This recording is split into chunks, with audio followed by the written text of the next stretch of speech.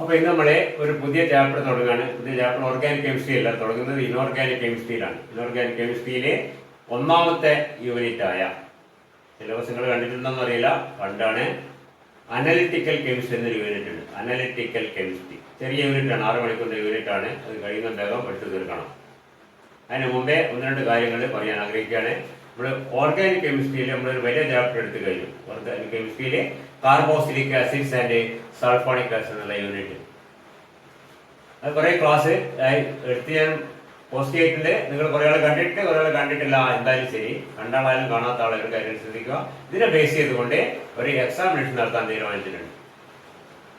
Examination viva voce മോഡലിലായിരിക്കും. ഓരോരുത്തരെയും ഞാൻ വിളിച്ചിട്ട് ക്വസ്റ്റ്യൻ ചോദിക്കും, അതിന് നിങ്ങൾ ആൻസർ ചെയ്യണം. നമ്മുടെ ഇന്റേണൽ മാർക്കിന്റെ ഭാഗമായിട്ട് വരുന്നതാണ്, ശ്രദ്ധിക്കുക. അതുകൊണ്ട് ഇതുവരെ കാണാത്ത എല്ലാ ഭാഗങ്ങളും വേഗം കണ്ട് അല്ലെങ്കിൽ നോട്ടുണ്ടാക്കി എങ്ങനെയെങ്കിലും അതൊന്ന് അപ്ഡേറ്റ് ചെയ്യാം ആസ് ഏർലി ആസ് പോസിബിൾ. 1-2 ആഴ്ചക്കുള്ളിൽ ഞാൻ പരീക്ഷയുടെ ഡേറ്റ് ഞാൻ പറയുമ്പോഴേക്ക് പിന്നെ നിങ്ങൾക്ക് സമയം ഉണ്ടാവില്ല. ഡേറ്റ് ഡിക്ലെയർ ചെയ്യുമ്പോൾ നിങ്ങൾ പഠിച്ചു വെക്കുക. ഈ പറഞ്ഞ carboxylic acids and sulphonic acid യൂണിറ്റിലുള്ള ഭാഗങ്ങൾ നന്നായിട്ട് പഠിച്ചു വെക്കുക. പരീക്ഷ എഴുതിക്കാൻ പറ്റൂല, അതുകൊണ്ട് തന്നെ പരീക്ഷ വൈവ ഓസി മോഡലിലായിരിക്കും. Each and everybody will be called individually and you will be asked certain questions.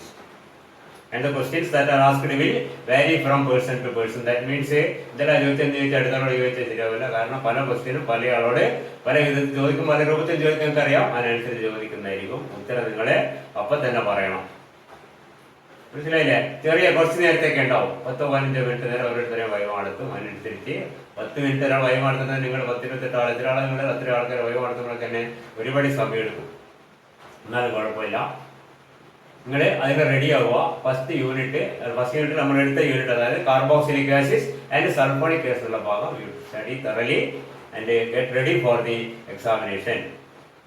The date will be announced later, but don't wait for the announcement of the date, because after the announcement there will be only 2 or 3 days left. So better you prepare for the examination just now itself. Now ഇത് കാണുമ്പോൾ now ഞാനിപ്പോൾ പറയുന്നത് നിങ്ങളാരും കാണുന്നുണ്ടാവില്ല. നിങ്ങളിത് കണ്ടു കഴിഞ്ഞാൽ ഉടനെ പരീക്ഷയ്ക്ക് വേണ്ടി തയ്യാറാവുക. കഴിയുന്നത് വേഗം പരീക്ഷ നടത്തുന്നതായിരിക്കും. Viva voce മോഡലിലായിരിക്കും. കുറച്ച് കഴിഞ്ഞ് വേണം നമുക്ക് ഓൺലൈൻ എക്സാം ഒക്കെ നടത്താം. അതിന് സമയം വേണ്ടി ഇപ്പോൾ തൽക്കാലം ഒരു പരീക്ഷ എന്നുള്ളതിൽ നിങ്ങളൊന്ന് പഠിക്കാനുള്ള പ്രോത്സാഹിപ്പിക്കാൻ വേണ്ടിയാണ് ഒരു പരീക്ഷ നടത്തുകയാണ്. അതിന് റെഡിയാവും. ഓക്കെ, അതുപോലെ അപ്പോൾ ഈ ചാപ്റ്ററിലേക്ക് വന്നു കഴിഞ്ഞാൽ that is analytical chemistry. Analytical chemistry എന്ന് പറഞ്ഞാൽ ഡീറ്റെയിൽ ആയിട്ട് പറയാൻ പറ്റില്ല, നമുക്ക് സമയമില്ല. ക്വാളിറ്റേറ്റീവ്, ആദ്യത്തെ വാക്കാ സിലബസിലെ ക്വാളിറ്റേറ്റീവ് അനാലിസിസ് എന്നാണ്. അതിനെപ്പറ്റി ശരിക്കും പറഞ്ഞാൽ നമ്മൾ പഠിക്കേണ്ട ആവശ്യമൊന്നുമില്ല.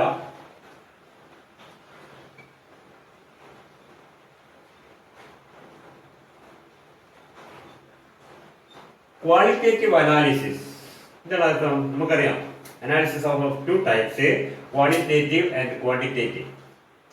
ചുരുക്കി പറഞ്ഞാല് ക്വാളിറ്റേറ്റീവ് എന്ന് പറഞ്ഞാല് നമുക്ക് ഒരു സബ്സ്റ്റൻസ് വന്നിട്ട് ഇത് എന്താണെന്ന് കണ്ടുപിടിക്കാം. എന്താണ് നമുക്കറിയാം, നമ്മൾ +2 ക്ലാസ് ചെയ്ത സോൾട്ട് അനാലിസിസ് വരുന്നുണ്ടോ? അത് ക്വാളിറ്റേറ്റീവ്. എന്താ? Given salt is barium chloride. നിങ്ങൾ റിപ്പോർട്ട് ചെയ്തിട്ടുണ്ടാവും, മറന്നുപോയിട്ടുണ്ടാവും എപ്പോഴും +2 ക്ലാസ് ചെയ്ത കാര്യമൊക്കെ. അല്ലെങ്കിൽ സോൾട്ട് അനാലിസിസ് ഒക്കെ ഓർമ്മ ഉണ്ടാവും. അതിന്റെ സ്കീം വേഗമായിട്ട് പഠിക്കേണ്ടി വന്നതും അതിന്റെ സ്കീം കടലാസിൽ മടക്കി വെച്ച് കീശയിൽ വെച്ചിട്ട് പോയിട്ട് സാർ കാണാണ്ട് നോക്കിയിട്ട് എഴുതി വെക്കുന്നത് ഓർമ്മ ഉണ്ടാവും അല്ലേ? അതുപോലെ അത് ക്വാളിറ്റേറ്റീവ് അനാലിസിസ് ആണ്. കുറെ ടെസ്റ്റുകൾ ചെയ്തിട്ട് അത് സോഡിയം ആണല്ലേ, പൊട്ടാസ്യം ആണല്ലേ, അല്ലെങ്കിൽ ബേരിയം ആണല്ലേ, കാൽസ്യം ആണ്, അതേപോലെ അതിലുള്ള ആനയോഡ്, കാർബണേറ്റ് ആണല്ലേ, സൾഫേറ്റ് ആണ്, അവസാനം നമ്മൾ സോൾട്ട്, കാൽസ്യം കാർബണേറ്റ് ആണ് എന്ന് റിപ്പോർട്ട് ചെയ്യുന്നു. അത് ക്വാളിറ്റേറ്റീവ് അനാലിസിസ്. ക്വാണ്ടിറ്റേറ്റീവ് എന്ന് പറഞ്ഞാലോ അതിലുള്ള ക്വാണ്ടിറ്റി കണ്ടുപിടിക്കുക. നിങ്ങൾ സെക്കൻഡ് ഇയറിൽ ചെയ്തിട്ടുണ്ട്, കഴിഞ്ഞ 3rd 4th സെമസ്റ്ററിൽ ചെയ്തിട്ടുണ്ട്. എന്ത്? Volumetric analysis. അതെന്താണ്? അത് ക്വാണ്ടിറ്റേറ്റീവ്. അതിലെന്താണ് നമ്മൾ റിപ്പോർട്ട് ചെയ്യുന്നത്? റിപ്പോർട്ട് ചെയ്ത പറയുന്നതാണ് mass of sulphuric acid in the whole of the given solution is equal to 0.5821 gram. അതിന്റെ ക്വാണ്ടിറ്റി നമ്മൾ കൃത്യമായിട്ട് കണ്ടുപിടിക്കുകയാണ്. That is a quantitative analysis. അതാണ് വ്യത്യാസം. അപ്പോൾ ക്വാളിറ്റി അനാലിസിസ് ആണ് ശരിക്കും പറഞ്ഞാൽ നമ്മൾ സോൾട്ട് അനാലിസിസ് നിങ്ങൾ ചെയ്തിരിക്കുന്നത്. അല്ലെങ്കിൽ ഒരു ഓർഗാനിക് കോമ്പൗണ്ട് തന്നാൽ അത് ആൾട്ടിക്കേറ്റ് ആണോ കീറ്റോൺ ആണോ അത് നമ്മൾ ചെയ്യാനുണ്ട്. ഇതൊക്കെ നമുക്കിപ്പോൾ ചെയ്തുകൊണ്ടിരിക്കേണ്ടതായിരുന്നു, നമ്മളിപ്പോൾ പ്രാക്ടിക്കൽ ചെയ്യാത്തതുകൊണ്ടാണ്.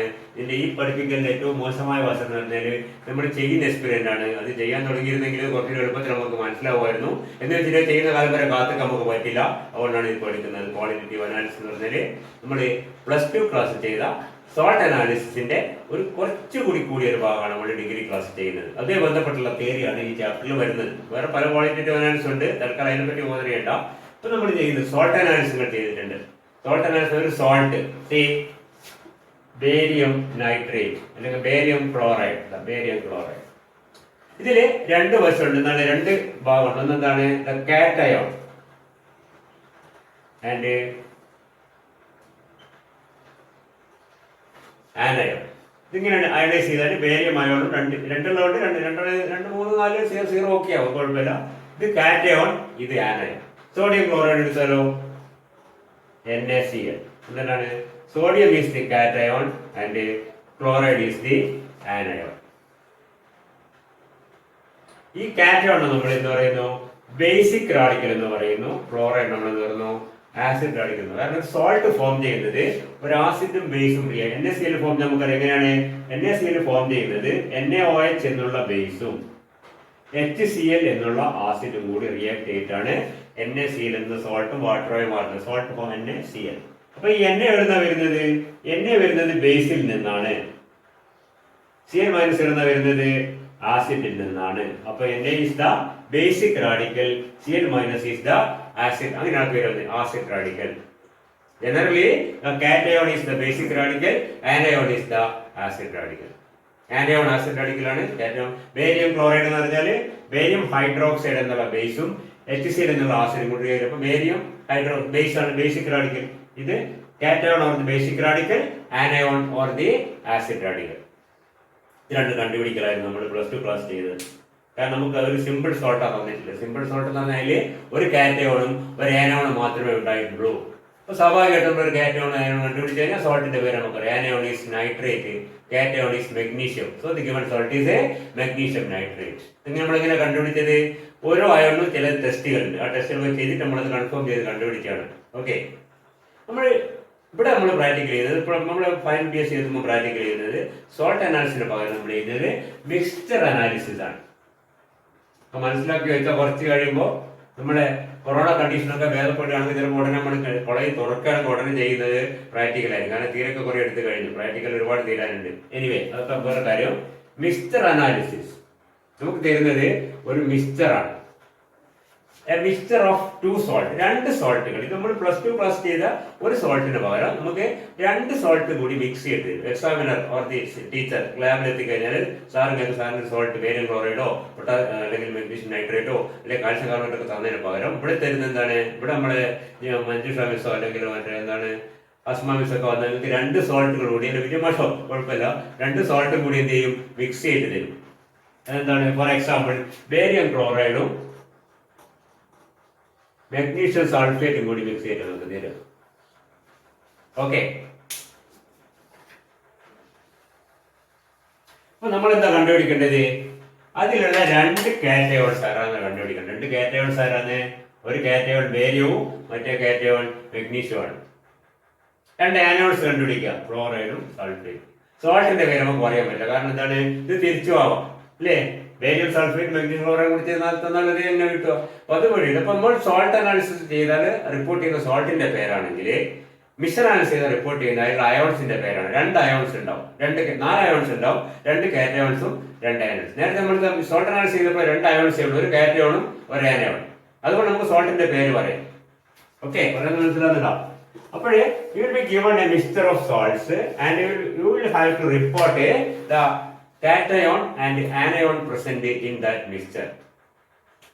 നമ്മൾ +2 കണ്ടത് കൂടാതെ കുറച്ച് കൂടുതൽ കാറ്റയോൺസ് ആനയോൺസ് +2 നമ്മൾ ചെയ്ത കാലത്തേക്ക് +2 ആകെ ചെയ്ത കുറച്ച് ആനയോൺസ് ഉണ്ട്. നമുക്ക് എന്തൊക്കെയാണ്?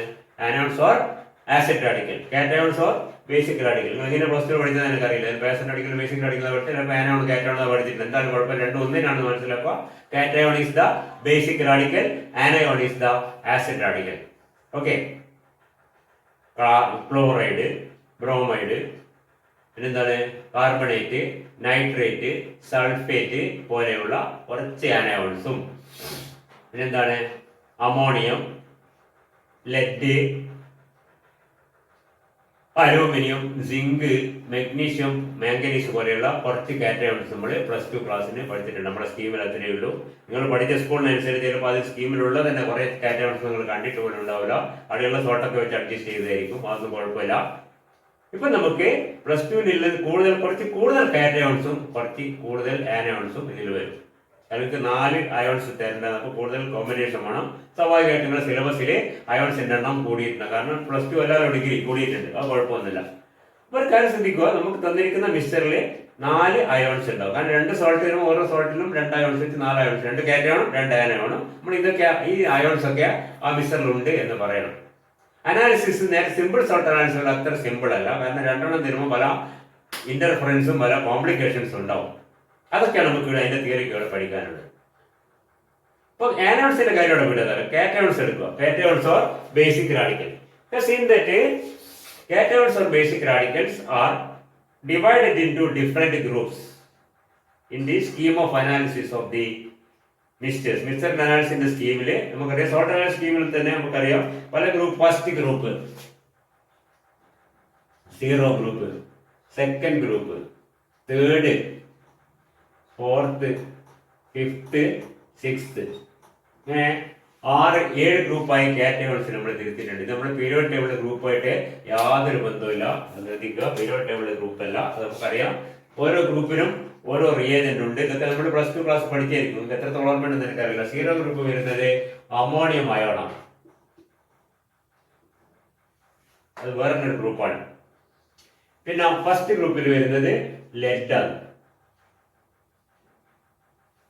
സെക്കൻഡ് ഗ്രൂപ്പിൽ വരുന്നത്, നിങ്ങൾ +2 ക്ലാസ്സിൽ മാത്രമാണ് പറയുന്നത്, കോപ്പർ ആണ്. തേർഡിൽ വരുന്നത് അലൂമിനിയം ആണ്. ഫോർത്തിൽ വരുന്നത് സിങ്കും മാംഗനീസും ആണ്.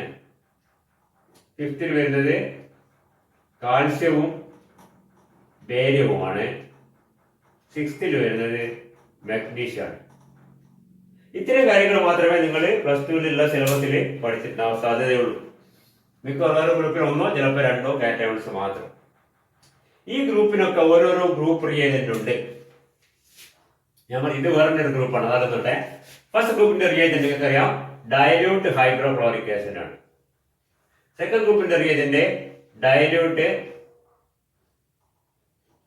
Hydrochloric acid plus hydrogen sulphide ആണ്.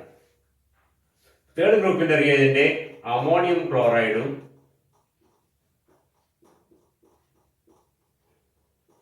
ഇതൊക്കെ കാണുമ്പോൾ പലർക്കും ഒരു പിടുത്തം കിട്ടുന്നുണ്ടാവില്ല. കാരണം +2 ചെയ്തൊക്കെ മറന്നു പോയിട്ടുണ്ടാവും. ഇതൊക്കെ നമ്മൾ +2 ക്ലാസ് ചെയ്താണ്.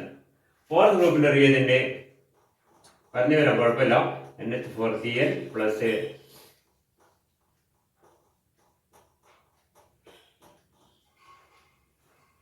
ഫിഫ്ത് ഗ്രൂപ്പിന്റെ reagent ammonium chloride, ammonium hydroxide,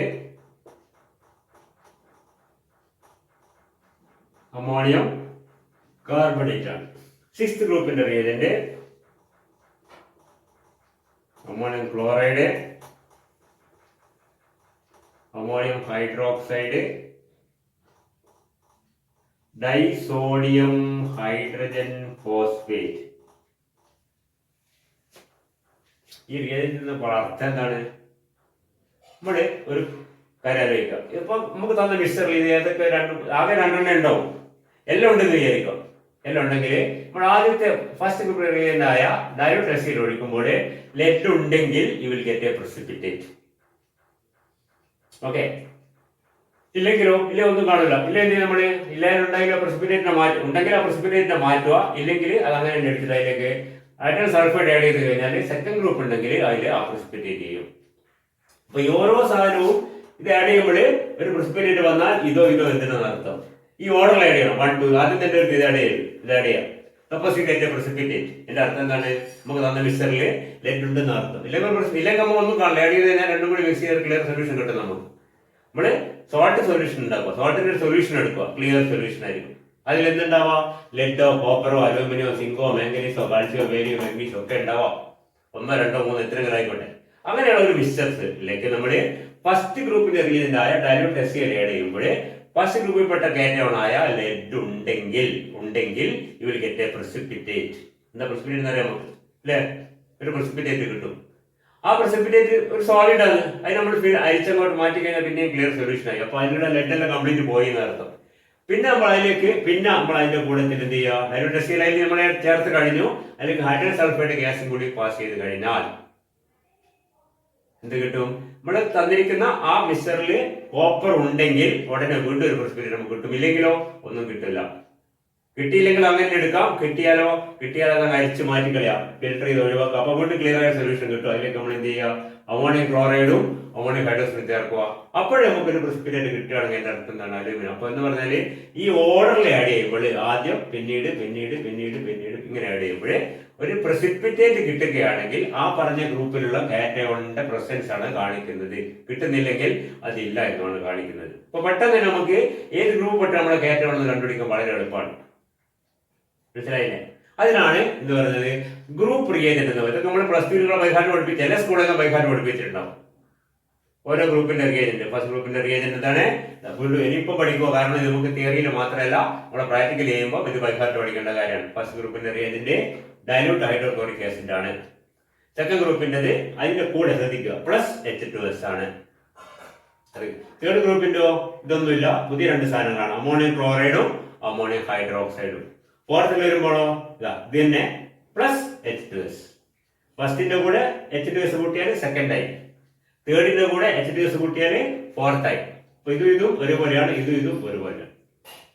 പിന്നെ ഫിഫ്ത് ഗ്രൂപ്പിന്റെ ഇതും ഉണ്ട് തേർഡിന്റെ പോലെ തന്നെ, പ്ലസ് അമോണിയം കാർബണേറ്റ് ആണ്. സിക്സ്തിന്റെ അവിടെ ഇതും ഉണ്ട് പ്ലസ് ഇപ്പൊ തേർഡിന്റെ ഓർമ്മിക്കോ അമോണിയം ക്ലോറൈഡും അമോണിയം ഹൈഡ്രോക്സൈഡും. പിന്നെ ഫോർത്തിൽ അതിന്റെ കൂടെ H2S മാത്രം കൂടുന്നു. മനസ്സിലായില്ലേ? ഫിഫ്ത് ലൈനിന്റെ കൂടെ അമോണിയം കാർബണേറ്റ് മാത്രം കൂടുന്നു, ഇത് രണ്ടുമാണ്. സിക്സ്ത് ലൈനിന്റെ കൂടെ ഡൈസോഡിയം ഹൈഡ്രജൻ ഫോസ്ഫേറ്റ് മാത്രം കൂടുന്നു. അങ്ങനെ റിയാക്ഷന്റെ പേര് ഓർത്ത് വെക്കാൻ സൗകര്യമാണ്. ഇപ്പൊ ഫസ്റ്റ് ഗ്രൂപ്പിന് ഫസ്റ്റ് ഗ്രൂപ്പിന് ഡൈല്യൂട്ട് HCl, സെക്കൻഡ് ഗ്രൂപ്പിന് ഡൈല്യൂട്ട് HCl +H2S. ഇവിടെ അതുപോലെയാണ്. ഡൈല്യൂട്ട് HClന്റെ കൂട്ടത്തില് നോക്കിതാ ഇവിടെ H2S കൂടി കഴിഞ്ഞാൽ അടുത്ത ഇത് കിട്ടി. ഇത് രണ്ടും ഒരുപോലെയാണ്. ഇവിടുന്ന് വന്നു കഴിഞ്ഞാല് ഇതും ഒരുപോലെയാണ്. മനസ്സിലായില്ലേ? മാറ്റം ഇവിടെ മാത്രമേ ഉള്ളൂ. അങ്ങനെ പഠിക്കാൻ എളുപ്പമാണ്. ഇതിന്റെ സിഗ്നിഫിക്കൻസ് എന്താ ഞാൻ പറഞ്ഞത്? ഓരോ ഗ്രൂപ്പിന്റെ റിയേജന്റ് ഒഴിക്കുമ്പോഴും ആ ഗ്രൂപ്പിൽപ്പെട്ട കാറ്റയോൺസ് ഉണ്ടെങ്കിൽ അത് പ്രസിപ്പിറ്റേറ്റ് ചെയ്യും, സോളിഡിഫൈ ചെയ്യും. സോളിഡ് എടുത്തിട്ട് നമുക്ക് അനലൈസ് ചെയ്ത് എന്താണെന്ന് കണ്ടുപിടിക്കുക. അത് വേറെ കാര്യം. മനസ്സിലായില്ലേ? അതില്ലെങ്കിലോ അവരൊന്നും കാണുകയില്ല.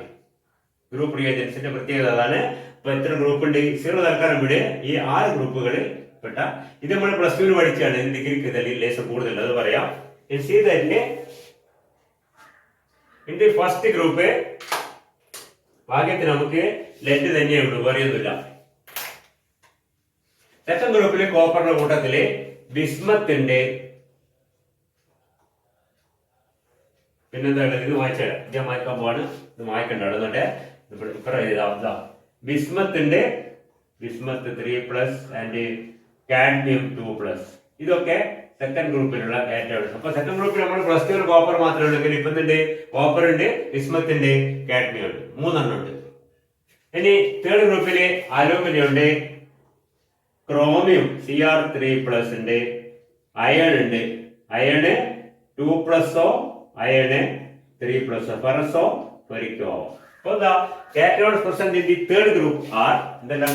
അലൂമിനിയം നമ്മുടെ പഴയ അനുസരിച്ച്, ക്രോമിയം, ഫെറസ്, ഫെറിക്. ഓക്കെ. ഇനി ഇവിടെ സിങ്ക് മാംഗനീസ് നമ്മൾ പണ്ടേ പഠിച്ചാണ്. അതിന്റെ കൂട്ടത്തില് കൊബാൾട്ട് ഉണ്ട്, നിക്കൽ ഉണ്ട്. കാൽസ്യത്തിന്റെ വേരിയസിന്റെ കൂട്ടത്തില് സ്ട്രോൺഷ്യം ഉണ്ട്. ഇതിന്റെ കൂടെ ഒന്നുമില്ല. അപ്പൊ ഇതും ഫസ്റ്റും സിക്സ്തും നമ്മൾ പ്ലസ് ടുവിന് പഠിച്ച അത്ര തന്നെ കാറ്റയോൺസ് നമ്മൾ ബോധനയുടെ ആവശ്യമുള്ളൂ. ബാക്കി എല്ലാ ഗ്രൂപ്പിലും നമുക്ക് കൂടുതൽ കാറ്റയോൺസ് പഠിക്കാനുണ്ട്. സെക്കൻഡ് ഗ്രൂപ്പില് കോപ്പറിന് പുറമെ കാഡ്മിയവും ബിസ്മത്തും ഉണ്ട്. തേർഡില് അലൂമിനിയത്തിന് പുറമെ ക്രോമിയവും ഫെറസും ഫെറിക്കും ഉണ്ട്. ഫോർത്ത് ഗ്രൂപ്പില് സിങ്കിനും മാംഗനീസിനും പുറമെ എന്ന് പറഞ്ഞ കാരണം നമ്മൾ നേരത്തെ പഠിച്ചുകൊണ്ടാണ്. നിങ്ങളിപ്പോ പുതിയതായിട്ട് പഠിക്കുന്നത് zinc, manganese, cobalt, nickel. Fifth ഗ്രൂപ്പില് കാൽസ്യം, സ്ട്രോൺഷ്യം, ബേരിയം. സിക്സ്ത് ഗ്രൂപ്പില് മെഗ്നീഷ്യം, മെറോൺ. ഇത്തരം കാറ്റയോൺസ് നമ്മൾ ഇപ്പോഴത്തെ സിലബസിൽ പ്രാക്ടിക്കൽ ചെയ്യാനുണ്ട്. സ്വാഭാവികമായിട്ടും തിയറിയിൽ നമുക്ക് അതിന്റെ കാര്യങ്ങൾ പഠിക്കുകയും വേണം. ഓക്കെ, ഇത് നമ്മൾ ബൈക്കാട്ട് പഠിച്ചു വെക്കുന്ന വേണം, വേറെ മാർക്കൊന്നുമില്ല. ഏത് ഗ്രൂപ്പിൽ എന്തൊക്കെ ഉണ്ടെന്ന്, കാൽഷ്യം ഏത് ഗ്രൂപ്പിലാന്ന് വെച്ചാൽ ഉടനെ that is present fifth group എന്ന് പറയണം. ഫോർത്ത് ഗ്രൂപ്പിൽ എന്തൊക്കെ കാറ്റയോൺസ് ഉണ്ടെന്ന് വെച്ചാൽ സിങ്കും മാംഗനീസും കോബാൾട്ടും നിക്കലും ഉണ്ട് എന്ന് പറയണം. തിരിച്ചു മറിച്ച് നമ്മൾ പഠിച്ചിരിക്കണം. ഓരോ ഗ്രൂപ്പിന്റെ റിയേജൻസ് ഇതൊക്കെ നമ്മൾ ബൈക്കാട്ട് പഠിച്ചാൽ മതിയാവും. ഇത് തിയറിക്കല്ല, പ്രധാനമായിട്ടും പ്രാക്ടിക്കൽ ചെയ്യുമ്പോൾ സ്കീം ഓഫ് അനാലിസിസിന് സ്കീം കുറച്ച് ചെയ്യുമ്പോൾ അത് നിങ്ങൾ പഠിക്കണം. സ്കീമുകൾക്ക് കുറച്ച് ചെയ്യുമ്പോൾ ഞാൻ പാസ് ചെയ്തത് എങ്ങനെയെങ്കിലും നിങ്ങൾ പഠിച്ചുകൊണ്ടിരിക്കണം. കാരണം നമ്മൾ തുറന്നു കഴിഞ്ഞാൽ തുറക്കുകയാണെങ്കിൽ, ഇപ്പോൾ തുറക്കാൻ എല്ലാവർക്കും അറിയില്ല, തുറക്കുകയാണെങ്കിൽ പ്രാക്ടിക്കൽ ചെയ്യേണ്ടി വരും. ഓക്കെ, അതാണ് നോട്ടെ. അപ്പോൾ ഇത് ശ്രദ്ധിക്കുക. എന്ത് qualitative analysis or mixed analysis according to our syllabus. നിങ്ങൾ PG ക്ലാസ്സിലത്തെ മീനേക്കാൾ കൂടുതൽ കാറ്റഗറീസ് വരുന്നില്ല, അത് വേറെ കാര്യം. ഇപ്പോൾ തൽക്കാലം പ്ലസ് ടുവിനേക്കാളും കൂടുതൽ ഡിഗ്രിക്ക് വന്നെന്ന് മാത്രമേ ഉള്ളൂ. ഇതൊക്കെ അതിൽ നേരത്തെ ഉള്ളതാണ്, അല്ലാണ്ട് ഡിഗ്രിക്ക് കൂടുതൽ വന്നതല്ല. ഇറ്റ് ഈസ് ദ കുറച്ചെണ്ണം മാത്രമേ എടുത്ത് ചെയ്യും. പ്ലസ് ടു നിങ്ങൾ കുറച്ചേ ചെയ്തുള്ളൂ, ഡിഗ്രിക്ക് കുറച്ച് കൂടുതൽ ചെയ്യും, PGക്ക് അതിനേക്കാളും കൂടുതലാവും. Anyway, all these categories are included in certain groups. And what is the peculiarity of this group? Group is concerned only with the qualitative analysis, not with the periodic table group. യാതൊരു ബന്ധവുമില്ല.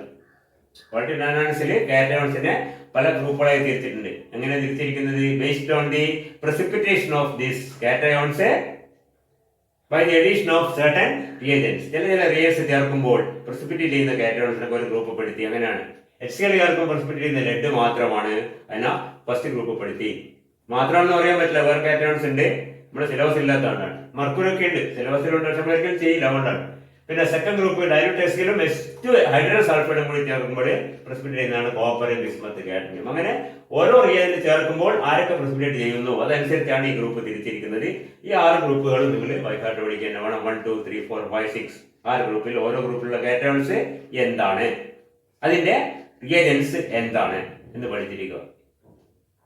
And also understand that നമ്മളിപ്പോൾ പല പ്രാവശ്യം പറഞ്ഞ cations precipitate ചെയ്യുന്നത്. precipitate എന്ന് പറഞ്ഞാൽ solid ആവുകയാണ്. ഈ കാറ്റയോൺ ഇങ്ങനെ സോളിഡ് ആവുക, ഇതിൽ എന്തോ സാധനം റിയാക്ട് ചെയ്തിട്ട് സോളിഡ് ആയി മാറും. കാരണം സിങ്ക് സൾഫേറ്റോ സിങ്ക് ക്ലോറൈഡോ ഒക്കെ സൊല്യൂഷൻ ആണ്. ആ സൊല്യൂഷനിലേക്കാണ് നമ്മൾ എന്തോ ഒഴിക്കുന്നത്, ഇതും ഒഴിക്കുമ്പോൾ ഈ സിങ്ക് precipitate എന്തായാലും precipitate ചെയ്യുക. അത് വളരെ എളുപ്പമാണ് മനസ്സിലാക്കാൻ. ഇവിടെ അവസാനം വരുന്ന സാധനം എന്താണ്? Sulphide, carbonate, phosphate, hydroxide, sulphide, chloride, ഇതായിട്ടാണ് precipitate ചെയ്യുക. പറയുന്നത് മനസ്സിലാകുന്നുണ്ടോ? So lead is precipitated in the first group as lead chloride. Copper, bismuth or cadmium, whatever it may be, is precipitated as cadmium sulfide or bismuth sulfide or copper sulfide. What's the point? Aluminum is precipitated as aluminum hydroxide. Chromium as chromium hydroxide. Ferrous or ferric as ferrous hydroxide or ferric hydroxide. Generally, we can say that the third group cations are precipitated as the corresponding hydroxide. The second group cations are precipitated as the corresponding sulfide. The fourth group cations are precipitated as the corresponding manganese or manganese sulfide, cobalt and cobalt sulfide, zinc and zinc sulfide. What's the point? Fifth group cations, calcium, barium and strontium, are precipitated as the corresponding carbonates, and the last magnesium is precipitated as magnesium phosphate.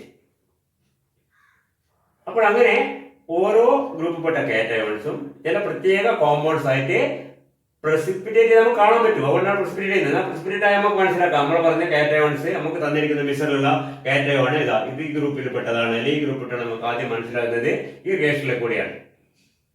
Inter group separation, ഓരോ ഗ്രൂപ്പായിട്ട് മാറ്റുക, Inter group separation എന്ന് പറയും. തന്നിരിക്കുന്ന cations, ഇത്ര cations നമ്മുടെ syllabus അനുസരിച്ച് നമ്മുടെ മിക്സറിൽ 2 കാറ്റയോൺസ് ഉണ്ടാവും. ആ 2 കാറ്റയോൺ ചിലപ്പോൾ ഒരു ഗ്രൂപ്പിലാവാം, 2 ഗ്രൂപ്പിലാവാം, അത് വേറെ കഷ്ടം. ചിലപ്പോൾ നമുക്ക് തന്നിരിക്കുന്നതിൽ സിങ്കും കൊബാൾട്ടും ഉണ്ടെങ്കിൽ 2 ഒരു ഗ്രൂപ്പിലാണ്, അങ്ങനെ വരാം. മാക്സിമം 2 ഗ്രൂപ്പിലാവാം. ആ ഏത് ഗ്രൂപ്പ് പെട്ടാണ് നമ്മുടെ കാറ്റയോൺ എന്ന് മനസ്സിലാക്കുക ആദ്യം ചെയ്യുന്നത്. അതിനാണ് പറയുന്നത് ഇന്റർ ഗ്രൂപ്പ് സെപ്പറേഷൻ എന്ന് പറയും. Inter group separation.